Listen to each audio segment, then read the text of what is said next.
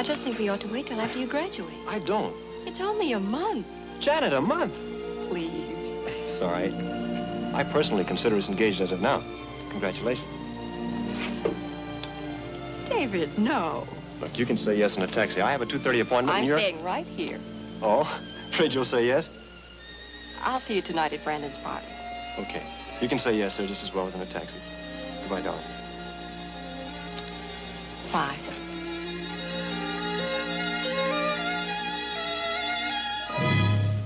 That's the last time she ever saw him alive. And that's the last time you'll ever see him alive. What happened to David Kentley changed my life completely, and the lives of 7 others. Janet Walker, Henry Kentley, the boy's father, his aunt, Mrs. Atwater, his best friend, Kenneth Lawrence, a housekeeper named Mrs. Wilson, and the 2 who were responsible for everything, Brandon Shaw and Philip Morgan.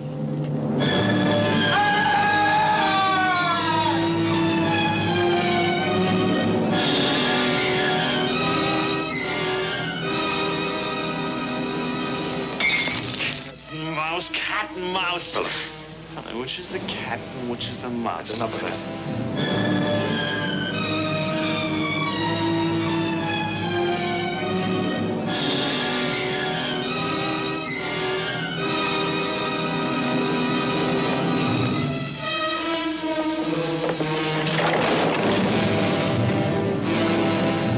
He's got it.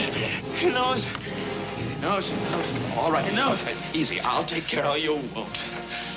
I'd just as soon kill you as kill him.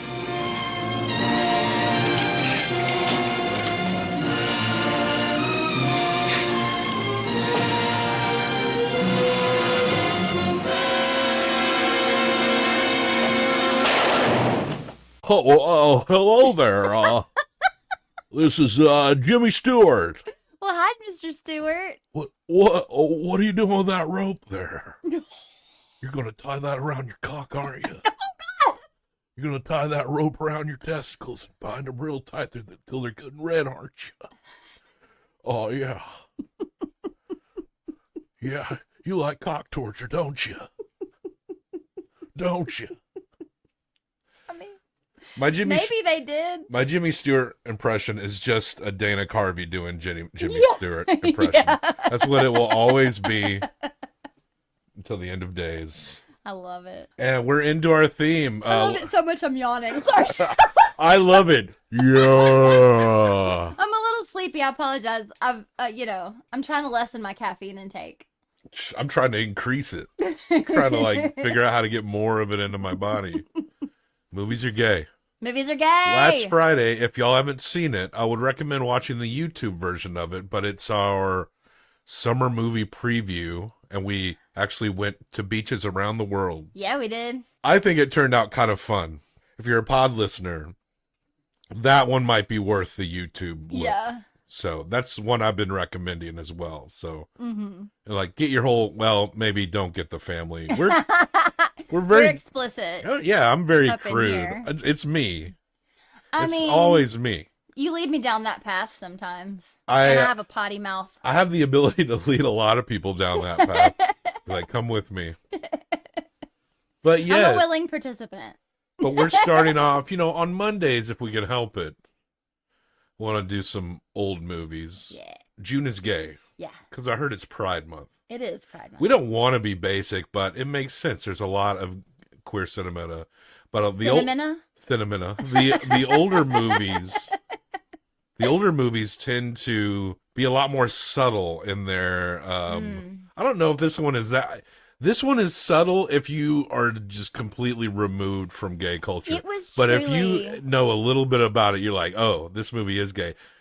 And the second it started, I was like, oh, they're lovers. Yeah. Well, this is based on Leopold and Loeb, right? Is it?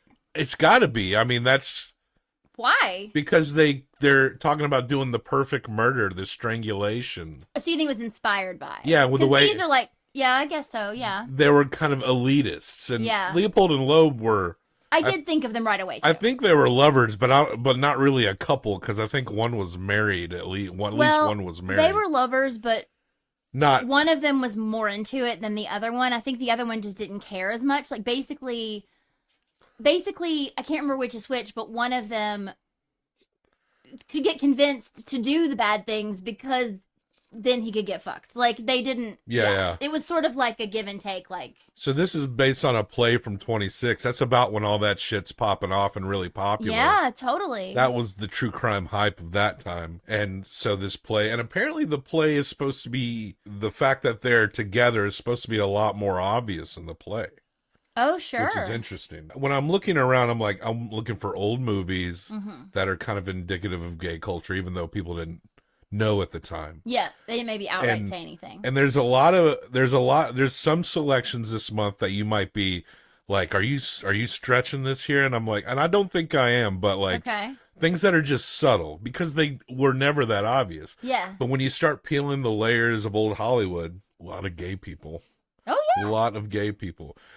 I didn't even pick a rock. There's always a lot more gay. There were always a lot more gay people everywhere than people ever realized. True. There's still more gay people than you realize, literally everywhere. People who like Broadway and don't like gay people, what? But here's the thing with this particular movie.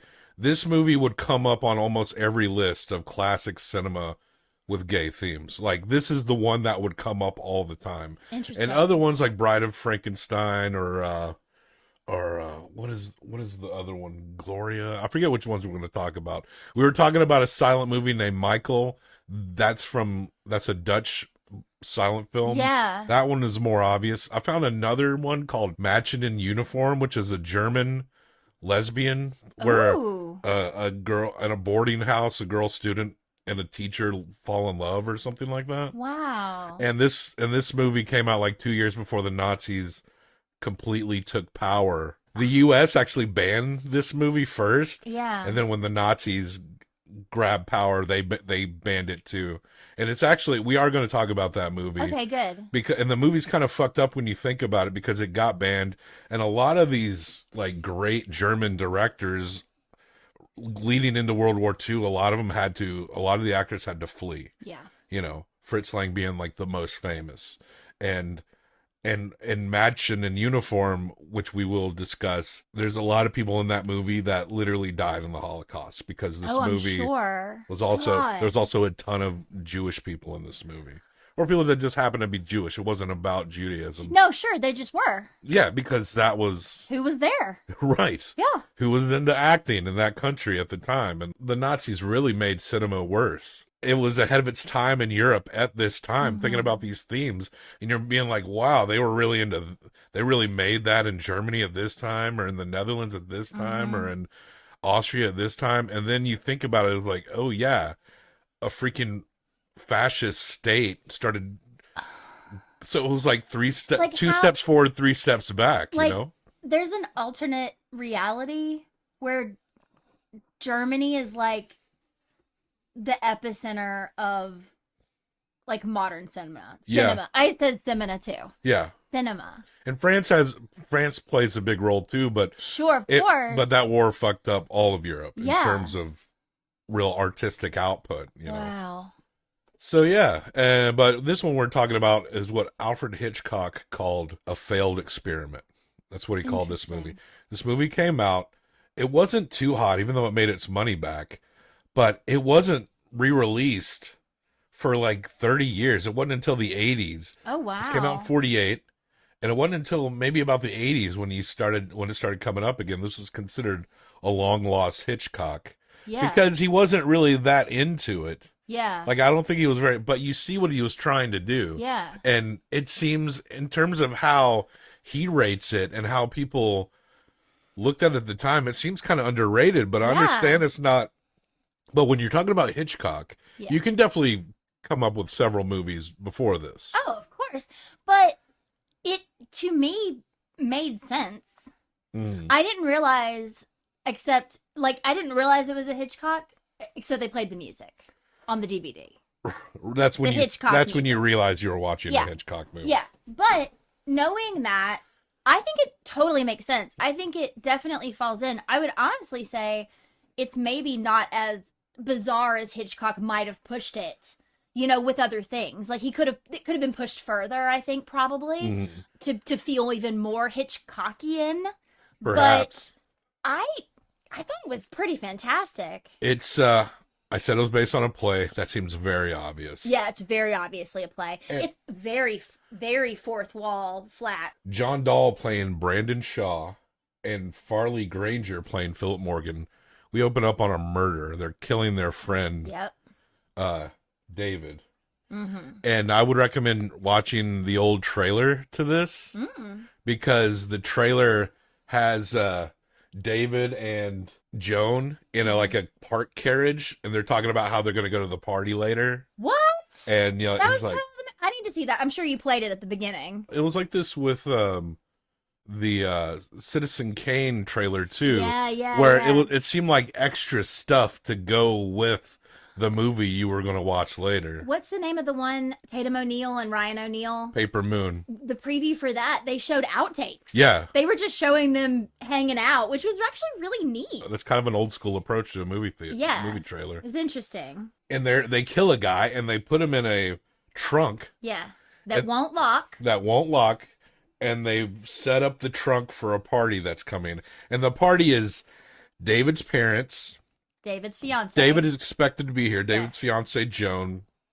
They invite Kenneth, Joan's ex. Who was also in school with all four of these boys. David, Brandon, what's the other guy's name? Philip, yeah. and Kenneth were all like school chums. And Kenneth is the ex of Joan.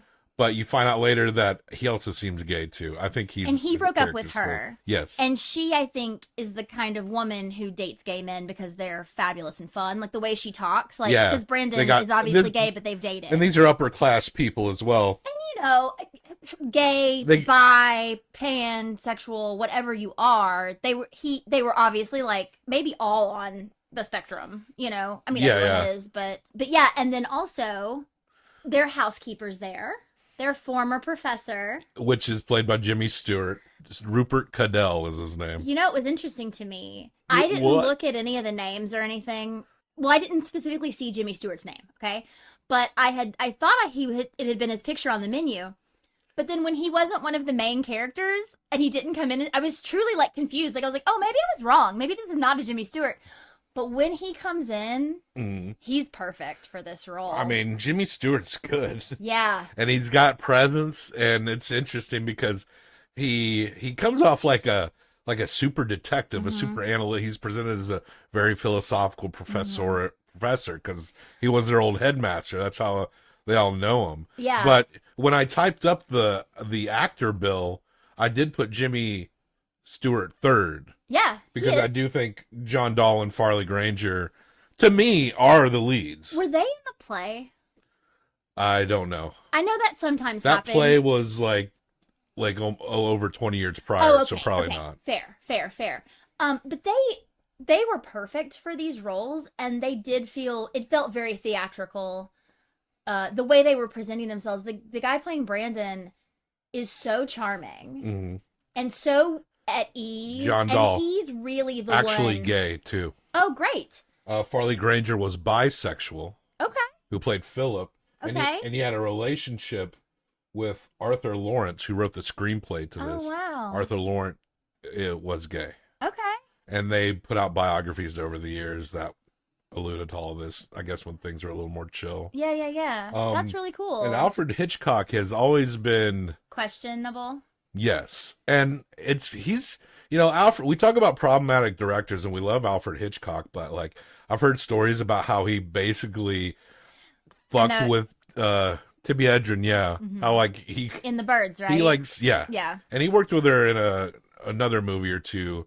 But yeah, he like really kind of mind fucked her and trying to get her to the place for a role. There's some suspicion did that too. Kubrick, really great directors fucking do that shit and it sucks. Kubrick infamously was very dismissive of actors. Yeah. Which is so funny, but like he was like he could be very mean on set from what I heard unless, you're really bringing it, know? So, but Hitchcock, I don't know, and I've heard that about Orson Welles too. There are these guys these closet cases that seem like they exude this charm, but like they do kind of seem a little gay. And Hitchcock, sometimes it's like, from what I hear about him, sometimes you hear about like, like there's a certain type of gay man that hates women, like a gay chauvinist. And maybe Alfred wasn't like that, but sometimes when you hear about how he treated some of his starlets, like maybe that was the case. But the dude was, I mean, yeah, maybe you haven't heard Alfred Hitchcock, pretty great director. Yeah. I mean, I think there's a level of director like all the guys you just mentioned, truly, like, they push people to get something out of those people that they might not have even known they were there, but they have to be careful, because I think sometimes then what happens is they forget the people are people. Like Shelley in The Shining, like, he actually legit fucked her head up. Yeah. Like, he went too far with her, from what I've read. And so I think that's the risk you run, right? Is, do you yell at someone until they bring out something and you back off just enough that they can handle it, which is probably what Alfred Hitchcock did with Tippi Hedren, since they worked together multiple times. But then there's the person who, like, you push them too far and you fuck them up. So it's because you're so passionate and you need it to be so correct, and they can do it. You're really out here and you're driven to make art. I know when I'm very specifically doing a project in mind, and if anything I feel like limits that in any way, you understand what I'm saying. I can be very critical at myself, but also can just be like, this isn't good. This is like, if I have a vision, but the thing about executing art is that you're never going to get it exactly as it is in your head. Yeah. That's impossible, because it's always more vivid and more layered. And when you execute things, it's like, where's that balance of compromise? And to me, sometimes the process of making something that you want to be a masterpiece has to be uncomfortable, has to be. But that said, don't be mean. I don't think Alfred needed to go that hard. No. On Tippi Hedren. I don't think Kubrick needed to go that hard with Shelley Duvall. She apparently like almost went crazy doing that. But then again, these movies are bomb ass, am I right? They are. And she is memorable as hell. I almost feel like Shelley Duvall is almost a little more memorable than Jack Nicholson to me. Yes, she is in that actually. movie. Yeah, she is actually. I can't say you didn't get nothing out of her there. Yeah. But Rope, it's a very simple story. Yeah. Now we're having a party. Everyone's like, where's David? His body's in the fucking just chest, for context. Right? Yeah. The body's in the chest in the living room where the piano is. Philip's a piano player, and seating is all there. The table had been done up very nicely by the housekeeper, who then they told to go away for a few hours and do shopping and things. And they decided, Brandon decided, because he's a fucking showman. Yeah. He wanted to, like, push the envelope. He wanted to be found out by someone who he thought would appreciate who is his professor. He decides, he tells Philip, we're going to move all the kitchenware onto the trunk with the person in it, because we're going to dine. It's going to be like an altar, like a feast on an altar. So. Mm-hmm. I feel like, Brandon is pushing forth this concept. And this is kind of how it connects to the Leopold and Loeb idea, and what they were trying to do, is that certain people of a certain level, it should be a privilege for them to actually commit murder on those that are lesser beings. Yes. And he cites that his professor, played by Jimmy Stewart back in the day, used to kind of raise up these ideas.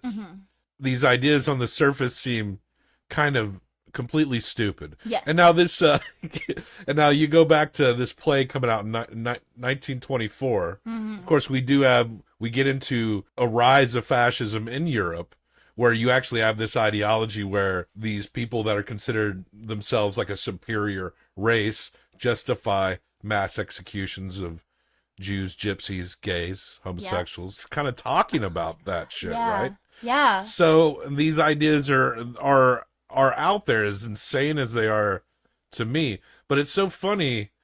I guess I don't want to this is all very simple, and it's not worth going bit by bit, because it's all about an acting performance.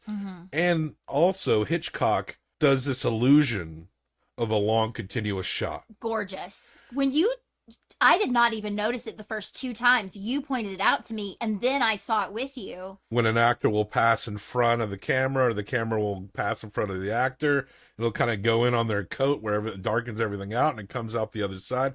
There's a part where it pans out, and the table, the chest is decorated with stuff on it. Really, like, was striking. Like, that particular cut. I mean, there are cuts, and I think as far as, like, obvious blatant cuts, like, completely going over, I think there was only maybe 3 obvious cuts in the whole movie. It was really, I wonder if that's part of the experiment stuff he was talking I mean, about. this is a true actor's movie. It has to be.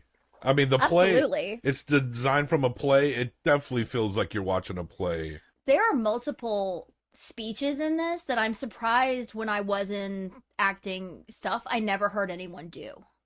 Like, there are some really amazing monologues in this show. See, it feels like a play. It But might as well does. be. Yeah. It pretty much is. This was also another case of the very clever back and forth that was charming and not annoying. Because especially when Jane comes in, you do find out in short time that Jane not only dated Brandon, but she dated Kenneth, and now she's dating David. And so you have to assume Philip would be next, except not.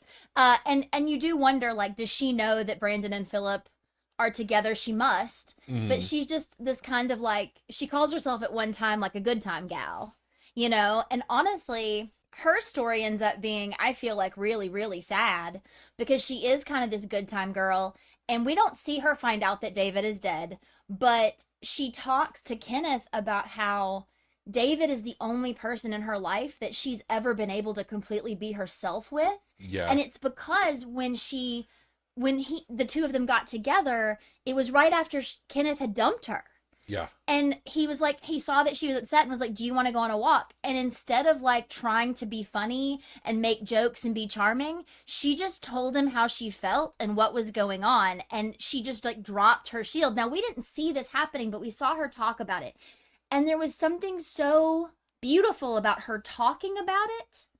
And even the way it was written at the end of the conversation, he actually says to her, he basically said, I feel really lucky that we had this opportunity to have this conversation. Yeah. You know, like, he learned something about her. He actually was like, I'm an idiot. I had no idea who you were. Yeah. You know?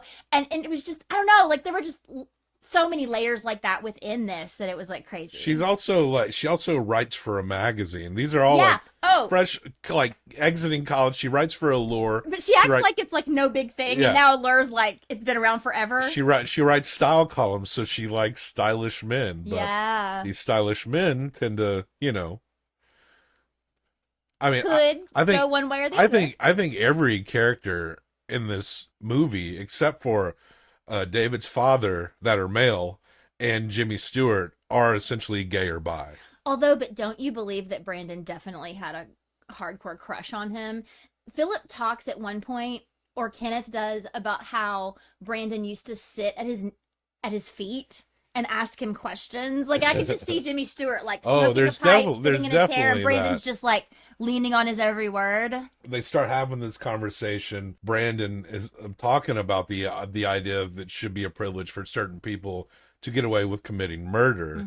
Jimmy's not really being like, you're right, but he is kind of clarifying that he did say some things like this. Yeah. David's father is there, and they're all waiting for David, who's not going to show up. And David's father's like, no, murder bad, you know? Yeah. Well, Jimmy Stewart does kind of, like, explain it. Yeah.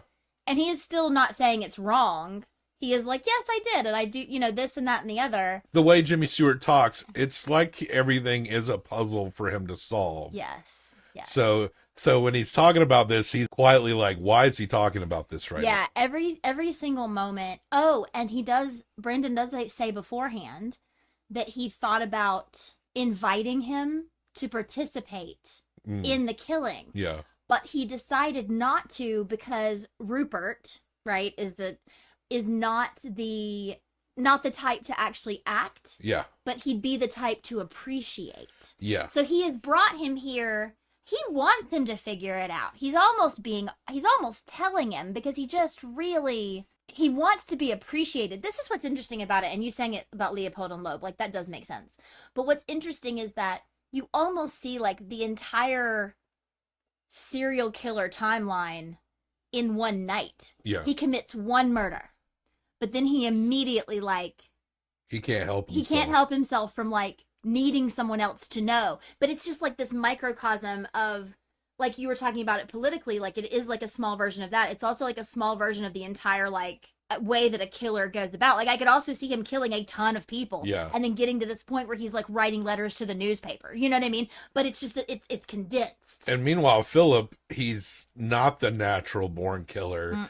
He's like spazzing the fuck out. He's getting drunker and drunker to cope with it throughout the night. He's the one with the conscience. Yeah. And like there's points where the maid really doesn't like the chess being the table piece. Oh no. Oh, and she also has a big crush on the professor. I get who wouldn't, right? I mean, of course. I heard you're into light bondage. So there's a part where she almost puts these old books, and there's also a thing where they kill him with a rope and then bind up books that were in the chest. But there's always a thing where you didn't bind those books up very well. Is that how you, like, there's a thing where, like, yeah, you didn't tie these up very well. Have you ever had a conversation about, like, that's not how you bind up books, No. right? I feel like there's some conversations that just didn't happen before 1970, you know? But also, you wouldn't have. This was Jimmy Stewart trying to, like, get a tell off him. I'm because Batman. as he was putting it all together, he was like, he knew that the rope was shoddy and too big and not appropriate for the task because Brandon wanted him to see it. Yeah. Like, he was basically like, yeah, it was noticeable that it was like shit because you wanted me to see it, so what'd you do with the rope? Like, that, it was all part of a larger plan. What are you doing It was with a that clue. rope? It was a clue. What are you doing with that rope, huh? Yeah? You want to tie that around my cock, huh? I need you to stop. So the party Consider Jimmy Stewart a disperses. father figure. The party disperses. And Rupert leaves, but he's very suspicious. He also finds that he's handed the wrong hat, and it's got David's initials in it. So Yeah. then he realized that David had been there. For sure. It, like, confirms. So they clear out, and Philip and Brandon think everything's chill. Sort of. Philip is losing his shit. And then that's when Jimmy Stewart comes back to get his cigarette case, which he didn't really lose. No, and then he planted it. Yeah. In Which a place, they didn't have to do. in a place where they know that wasn't there because it was cleared out because they were putting books back on when people left. There were still some flowers, but yes. Yeah, so he comes back and So he basically gets the information. And He he starts has to the rope? question them, and he has the rope. Yeah, I got the rope. Pretty much all but confirmed. And they have to wrestle the gun away from Philip. He's going to try to kill both of them, and he wrestles the gun away. yes, because Brandon he was doing the, like, Yeah, very obvious gun yeah. in my pocket. And Rupert's like, "What are you doing with that piece in there?" Yeah. And then Philip gets it in a scuffle. Yeah, and then Rupert eventually gets his hands on it because Philip's heart's not in it. He's breaking down until eventually, he opens up the chest and he sees that David's body. He knew it was in there, but it was just like overwhelming. And then there's this thing that is, I guess it's just ridiculous from the perspective of someone that's like, no one should kill people. Mhm. But he's like, that thing about being privileged to kill someone, to have the right to kill someone. You threw the words back in my face and I had to face it. I had to face the words that you were throwing back at me. And now that I see this dead body, I know I was wrong and you're a monster. Mm-hmm. He had an epiphany when he saw a Like- dead body that you shouldn't. But and also too, he was like, "What gives you the right to decide that he was not worthy to live?" 'Cause that's the whole thing. Is like some people are so privileged as to like decide who gets to die, and it was like it was that dumb moment where it's like, well, if he could kill him, he could kill me, and like, what was wrong with him? Like, he doesn't call 911 though. He doesn't call the cops, doesn't call the operator. He opens the window And he shoots in the air 3 times out in the air. And then this was great. He leaves the window open and they all stand there in silence amongst each other and he's got the gun. And then you start hearing people on the street go, "Was that a gunshot? Yeah. Somebody should call the police." Like, it was like you could hear people on the street and you know they were up higher. Back in the day, you could just shoot in the air in New York and people would care. And then there were sirens before the No. movie was over. They came quick, Yeah. right? Yeah. And here they come, and that's the end of the movie. We didn't even see them. We just heard the sirens. And it was over. the philosophy of it we were talking about felt very silly. And maybe it's because I'm not a sociopath, but it was kind of presented as like some kind of deep question. Whereas, and maybe I'm just different, but I'm like, yeah, it's not deep. You just don't like fucking So murder people. here's the thing, though. Because it's an elitist view. Yes, but I thought it was silly too until you said what you said earlier. And now I see it as a commentary Sure. on this, like, these people who think they're a superior race deciding who needs to die, who should be removed from this earth. Like, it's a commentary on that. Also, what's even more interesting to me is that the people who think they're better than people are the people that superior race hates. Yeah.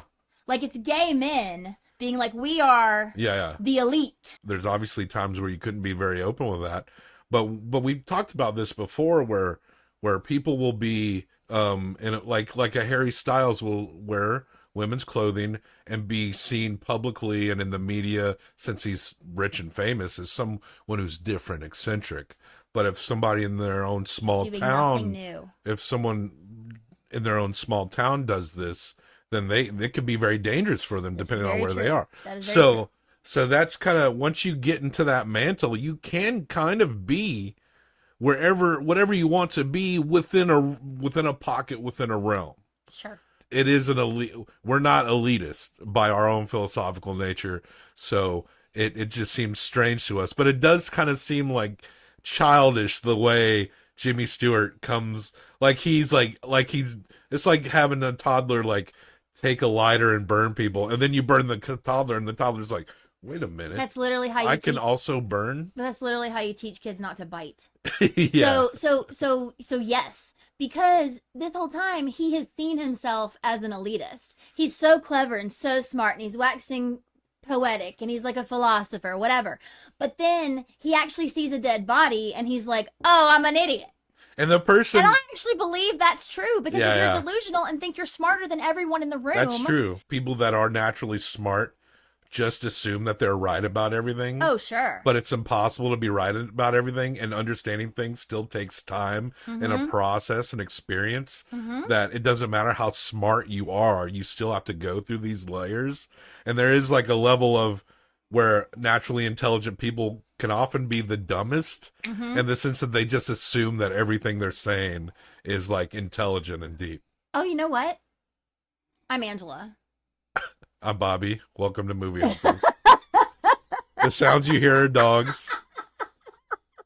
You were cracking up at that. Nothing makes Angela laugh more than being late for the intros. This is the latest one by far. I will edit the episode, and I'm like, I don't know what she's laughing at exactly. You're just cracking up, and I'm like, I can't tell what you're laughing. You just love to laugh. I do. You're just a big laugher. Oh, tie that rope around my dick. Pull it. I mean, that's legit funny. Cock torture, Jimmy Stewart that's a crowd pleaser. That's a doll. You Yeah, we need a doll. Cock torture Jimmy. Are you guys out of the cock torture Jimmy Stewart dolls? Comes with a rope. It comes with a rope. Yeah, I need rope edition cock torture Jimmy Stewart. I would buy one. I would buy you one. Yeah, I like cock torture. What about it? What about it? Okay, you took me down one of those paths again. Okay, we hump movies. We're humping it. You give this 1 through 5 humps. I'll hump it 1 through 5 times. Combine best out of 10, and we will rank this movie. Do go on. I feel like this is a pretty solid 4. The acting was wonderful. And now, especially, like, having talked through with you, I mean, you know, we've talked about it. My favorite sort of movie is a thriller. And I love this sort of one, too, where it's like, the thing has already happened. Now, how do we figure it out? You know? And it's Jimmy Stewart. Yeah. I feel like he's another one that, like, if Jimmy Stewart's in it, it can't be low, really. Well, last Christmas, I watched It's a Wonderful Life. For the first time. In full for the first time. And it kind of, I mean, that's a beloved movie with Jimmy Stewart famously in it. But it kind of changed my shit a little bit. It earns it. We want to elaborate on that?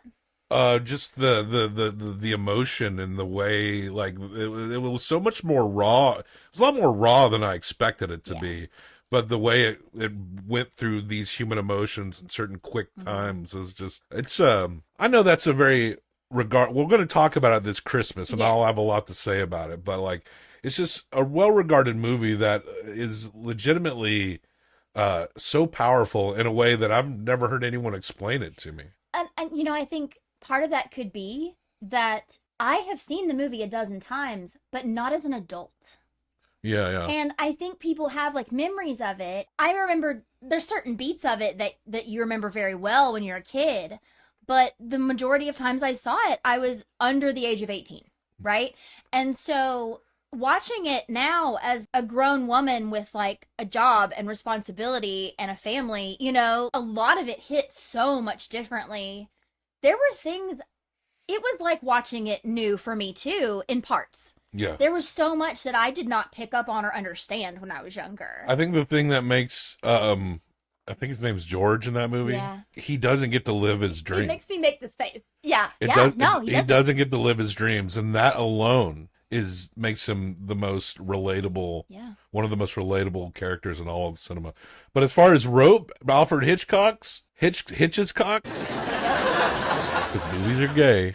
Yeah. I'm going to match your 4. Yeah. It is a solid 4. So that's an 8. That is an A tier. Alfred Hitchcock thought this was a failed experiment. I still haven't fixed the out of the past double number 1. That's okay. Would you say this is better than Manhunter, or is Manhunter better? That's hard. You know, I'm going to make the executive decision. Okay. Rope is going under Manhunter. Okay, fair. Because Manhunter is kind of more of a fun movie. Agree.